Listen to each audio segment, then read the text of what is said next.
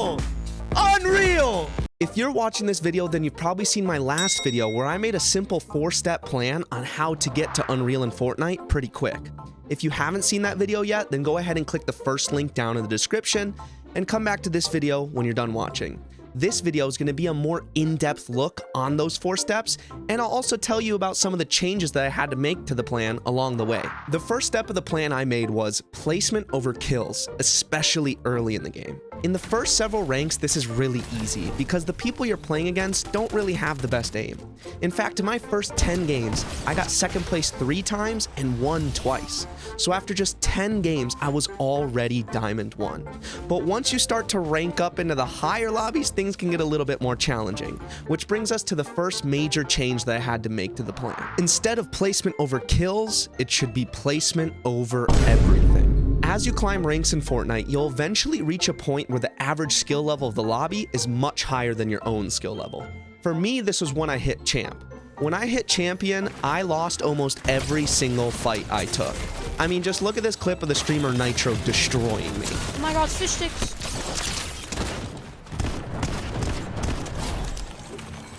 Aw, GG's, Tart.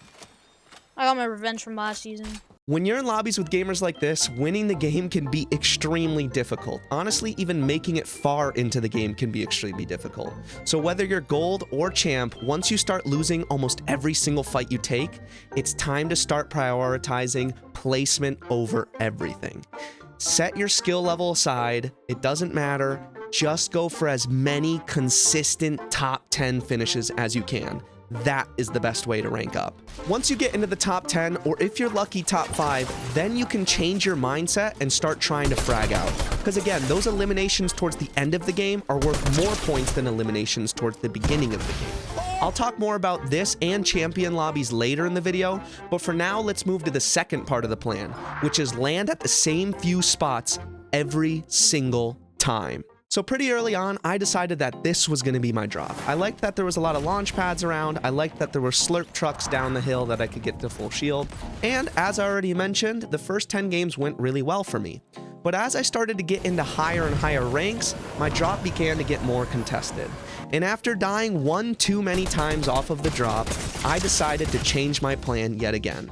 The change that I added was add a few more spots that you can land on in case the bus is going right over your drop. In general, the further away from the bus path you land, the less players there will be in your area, which can really help you in getting good loot and getting good placement, which again is the key to ranking up.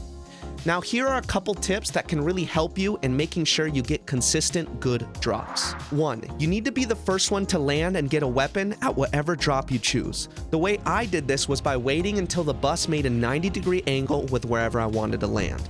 Then I would glide as flat as possible without losing speed, which you can tell by the camera angle switching. Here's an example of me going too flat and losing all my speed. Being the first one to land at your drop and get a weapon can really help your chances of winning an early fight against an opponent who's a higher skill level than you. But if you're not the first one to land, or if your drop is highly contested and there's a bunch of people gliding in, here's the second helpful tip I have to make your drops more consistent. Don't be afraid to abandon the drop and use your map knowledge to land somewhere else. Sure, it sucks that you'll get worse loot, and late game might be a little bit tougher, but surviving later in the game is way more important than anything else.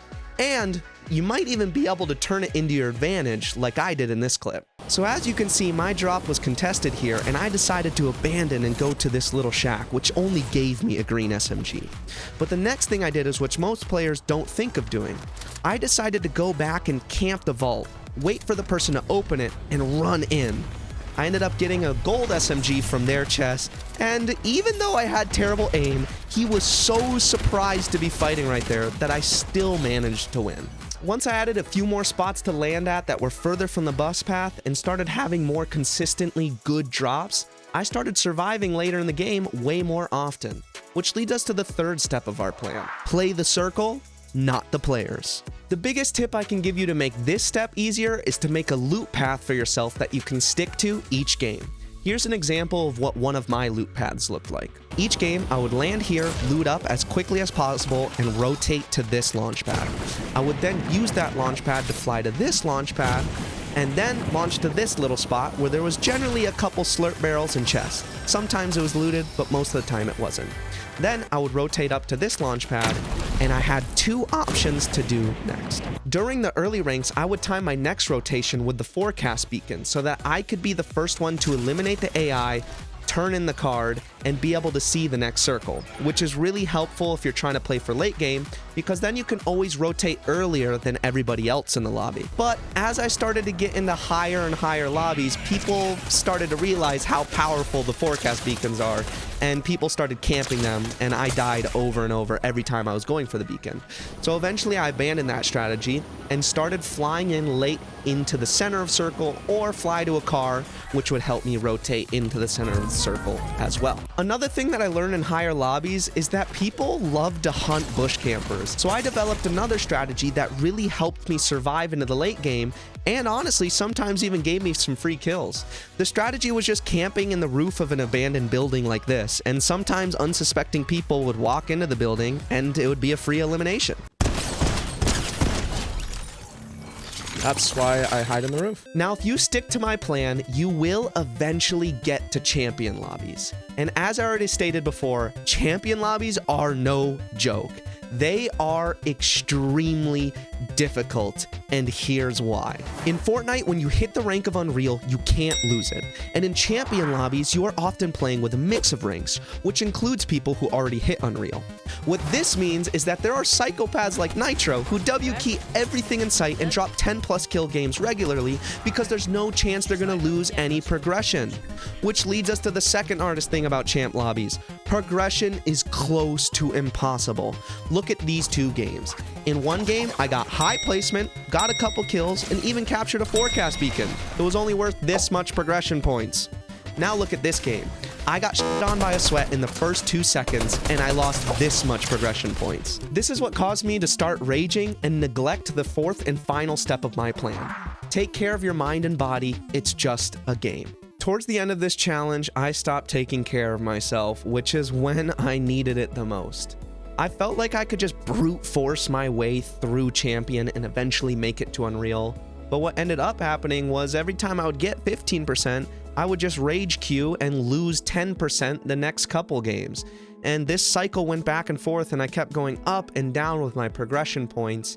And really, if I were to do this challenge again, I think the 4th step of the plan, taking care of your mind and body, would be the most important step by far. Because if you're not enjoying grinding ranked and you're not enjoying climbing all the way up to Unreal, then why even do it in the first place? If you watch this video all the way through, then I wish you the best of luck in hitting Unreal. Honestly, you're gonna need it. It's pretty tough. But when you do hit Unreal, go ahead and drop a comment on which tip helped you the most. And I have a really exciting announcement to make. I am gonna be repeating this same process again for the next 30 days. Monday to Saturday, you can come tune into my stream at Twitch, 7 to 9 p.m. Central Standard Time. But this time, I'm going to be doing it with Valorant. I've been obsessed with Valorant lately, and I am really interested to see how good I can get in Valorant in only 30 days. I'll also be uploading a TikTok every day and a YouTube short every day. So make sure to drop a sub here and a follow over there, and I'll see you soon. Peace.